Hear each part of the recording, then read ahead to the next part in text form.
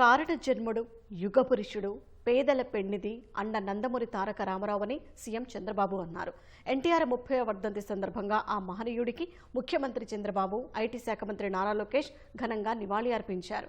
సినీ వినీలాకాశంలో ధృవతారగా వెలిగి రాజకీయ కురుక్షేత్రంలో అజేయుడైన అన్న ఎన్టీఆర్ తరతరాల చరిత్రను తిరగరాసిన ధీరోదాత్తుడని చంద్రబాబు కొనియాడారు. తెలుగువారి ఆత్మగౌరవాన్ని ఆకాశమంత ఎత్తులో నిలబెట్టేందుకు పోరాటం చేసిన మనందరికీ ప్రాతస్మరణీయుడని గుర్తు చేశారు.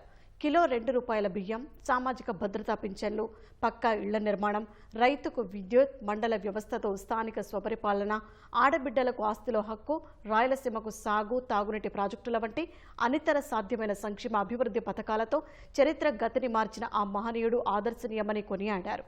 ఎన్టీఆర్ బాట అనుసరణీయమని స్పష్టం చేశారు.